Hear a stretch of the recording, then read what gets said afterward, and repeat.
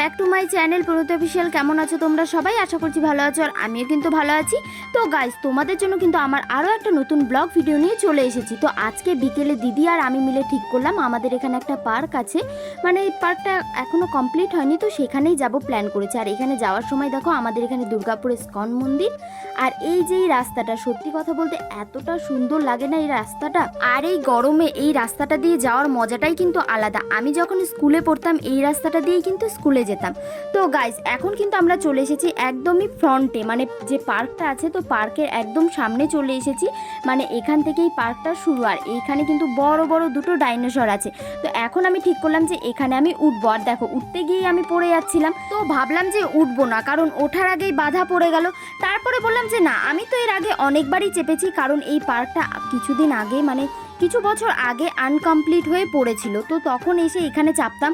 আর এটা যেহেতু নতুন করে আবার ওপেন করছে, তাই জন্য কিন্তু দেখো সব কিছুতে কালার করে দিয়েছে। মানে এই সামনে যে ডাইনোসর আছে এটাতে পুরো সুন্দর করে কালার করেছে। তারপরে মানে পার্কের ভেতরে আরও কিন্তু স্ট্যাচু আছে, যেগুলোতে কিন্তু কালার করে দিয়েছে। সেটা তোমরা কিছুক্ষণ পরেই দেখবে যখন আমি পার্কে যাব।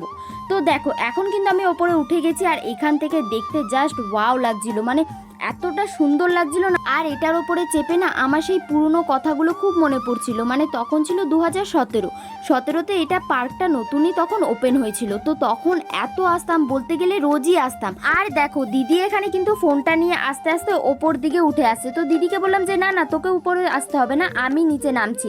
আর এখানে না এক পা করে নামছিলাম, আর নামতে না আমার ভীষণ ভয় লাগছিল, কারণ হট করে যদি পাটা স্লিপ হয়ে যায় তাহলে কিন্তু আমি পড়ে যাব। আর দিদিও আমাকে বলছিল নিচ থেকে যে আস্তে আস্তে নাম। আর এখান থেকে কিন্তু চারিপাশটা দেখতে বেশ ভালো লাগছিল, তাই ভাবলাম তোমাদেরকেও একটু দেখাই যে কিরকম লাগছে।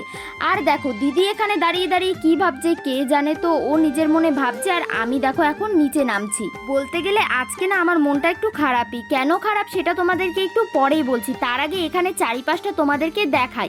মানে কিছুটা তো তোমাদেরকে দেখিয়ে দিলাম। দেখো, এখানে বড় বড় দুটো ডাইনোসর, যেটা প্রথমেই তোমরা দেখেছিলে। আর এই ভিডিওটা করার কিন্তু একটাই কারণ অনেকেই জানে যে এই বসুন্ধরা পার্কটা বন্ধ হয়ে গেছে, বাট বন্ধ হয়নি, এটা আবার নতুন করে ওপেন হচ্ছে।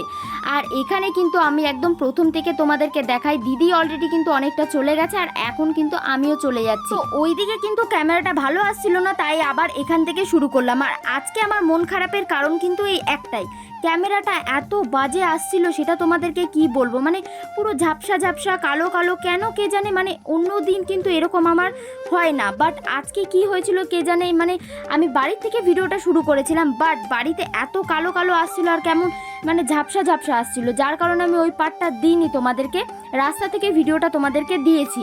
আর এখন আমি যাচ্ছি, আর দিদি এখানে না আমাকে ভীষণ হাসাচ্ছিল, কারণ আমার মনটা খারাপ ছিল, ক্যামেরাটা কিরকম লাগছিল।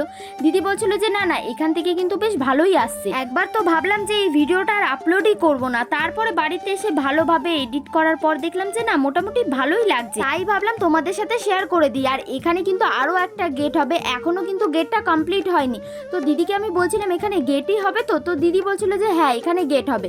তো এখান থেকে কিন্তু যাচ্ছি, আর এদিক থেকেও কিন্তু ঢোকা যায়। আমরা যে দিক থেকে আসি, মানে আমাদের বাড়ির থেকে যেটা শর্টকাট হয়, আমি কিন্তু আজকে শর্টকাট ধরে আসি, কারণ শর্টকাট দিয়ে যদি আসি তাহলে তো তোমাদেরকে পুরোটা দেখাতেই পারবো না, তাই কিন্তু আমি এই দিক দিয়ে ঘুরে ঘুরে এসেছি। বাড়িতে যাওয়ার সময় কিন্তু আমি শর্টকাট দিয়েই যাব, কারণ এতটা ঘুরে ঘুরে গেলে আবার লেট হয়ে যাবে। আর এখন দিদি আর আমি মিলে কিন্তু ভেতর দিকে চলে যাচ্ছি। আর এখানে যে স্ট্যাচুগুলো দেখতে পাচ্ছ, এগুলো কিন্তু অনেক বছরের পুরনো স্ট্যাচু, যেগুলোকে দেখে পুরো নতুন মনে হচ্ছে। তোমাদেরকে বলি, এই স্ট্যাচুগুলো না অর্ধেক প্রায় ভেঙেই দিয়েছিল, এখন কিন্তু আবার সেই পুরনো স্ট্যাচুগুলোকে ঠিকঠাক করে সুন্দর করে রং করে একদম নতুনের মতো করে দিয়েছে। আর এখন না এই পার্কে সেরকম ভাবে আসা হয় না, কারণ চারিদিকে না পুরো জঙ্গল করে দিয়েছে। দেখো, তোমরা ভালোভাবে দেখলে বুঝতে পারবে, চারিদিকটা বড় বড় গাছ দিয়ে ঘিরে দিয়েছে, তাই কিন্তু ভয়ে আর আসি না। আর বাড়ির থেকেও না সেরকম আসতে দেয় না, কারণ এইদিকে চারিদিকটা পুরো জঙ্গল করে দিয়েছে। তো এখন কিন্তু আমরা চলে এসেছি এই ময়ূরটার সামনে। আর আগে যখন এখানে আসতাম না, এই ময়ূরটার ওপরে উঠে বসে থাকতাম।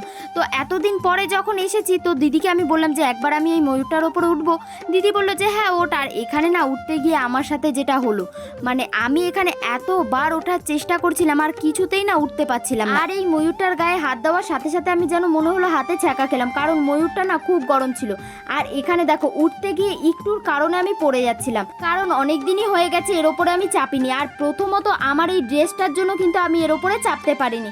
তো এখানে কিন্তু আমি আবারও চেষ্টা করছি ওঠার জন্য। তারপর আমি বললাম যে না, জুতোটা খুলে চেষ্টা করি উঠতে পারি কিনা। তাই কিন্তু জুতোটা খুলে আমি আবারও ওঠার চেষ্টা করছি। আর এখানে না আমি উঠতে পারিনি, তো কি হয়েছে, দিদি বলছিল যে দেখ আমি এক্ষুনি উঠে যাব। তো দিদিকে বললাম যে ঠিক আছে। ওর দিদি এতটা কনফিডেন্স নিয়ে এসেছিল না, মনে হচ্ছিল যে এক্ষুনি উঠে যাবে। আর দিদি বলছিল যে হ্যাঁ সত্যিই তো এটাতে ওঠা যাচ্ছে না। তারপরে কিন্তু ময়ূর থেকে আমরা চলে এসেছিলাম পাশে আর একটা স্ট্যাচু ছিল ওইটার ওপরে। তো এখানে আমি দাঁড়িয়ে দাঁড়িয়ে মন খারাপ করছিলাম। দিদি এখানে আমাকে ননস্টপ হাসিয়েই যাচ্ছিল। তো বলছিলাম যে আজকে আমার ক্যামেরাটার কি হয়েছে কে জানে। এখানে কিন্তু আমি আমার যে ব্যাক কভার ছিল ওটা খুলে আমি ভিডিওটা বানাচ্ছিলাম, তাও দেখছি যে ভিডিওটা কীরকম আসছে। তো দিদি আমাকে বলছে যে না না, এখন কিন্তু খুব সুন্দর ভিডিও আসছে, তুই দেখবি। পরে যখন আমি ভিডিওটা দেখলাম যে না সেম ভিডিওই আসছে। তো দিদিকে আমি বললাম যে তুই কি করে বললি যে ভালো ভিডিও আসছে। তো এখানে না খুব গরম লাগছিল, তাই কিন্তু এই ব্যাক কভারটা দিয়ে আমি হাওয়া খেয়ে নিচ্ছিলাম। আর এখানে দাঁড়িয়ে দাঁড়িয়ে আমি আর দিদি কিন্তু অনেকক্ষণ গল্প করে নিয়েছিলাম। তো এখন এইদিকে চারিপাশটা ঘুরে ঘুরে আমরা দেখবো ভাবলাম। তারপর বললাম যে না, এত গরমে আর ঘুরে ঘুরে দেখবো না, এখানেই দাঁড়িয়ে দাঁড়িয়ে আমরা গল্প করি। আর এখানে দাঁড়িয়ে দাঁড়িয়ে আমার এত রাগ হচ্ছিল না, ব্যাক কভারটাকে মনে হচ্ছিল যে ভেঙে দিই। তারপরে দেখলাম যে একটুখানি ব্যাক কভারটা ভেঙেও গেল।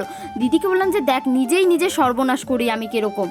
তারপরে দিদি আমাকে বলছে যে ব্যাক কভারটা ভেঙে কি করবি, ফোনটাকেই ভেঙে দে। তারপর আমি বললাম যে না না, ব্যাক কভারটাও ভাঙবো না, ফোনটাও ভাঙবো না। তো এখন কিন্তু আমাদের ঘোরা হয়ে গেছে, আর দিদি আর আমি মিলে কিন্তু চলে যাচ্ছিলাম বাড়িতে।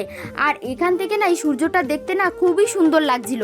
আর দিদি আমাকে বলছিল যে ওইখানে তো তুই ময়ূরটার ওপরে চাপতে পারিসনি, এইখানে দেখ একটা ছোট স্ট্যাচু রয়েছে, এটা কিন্তু তোর জন্যই বানিয়েছে, তুই বস এর ওপরে।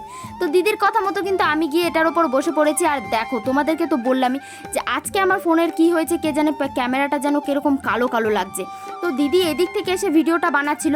তো বললাম যে না না, আর এতক্ষণ বসে থাকলে হবে না, এরপরে কিন্তু বাড়ি যেতে হবে। তো এখানে কিন্তু কিছুটা টাইম আমরা বসে তারপরে কিন্তু আমরা চলে যাচ্ছিলাম বাড়িতে। তো চলো গাইজ, আজকের ভিডিওটা এখানেই শেষ করছি। ভিডিওটা যদি ভালো লাগে like comment share and subscribe করে দিও। চলো বাই, দেখা হচ্ছে নেক্সট ব্লগে।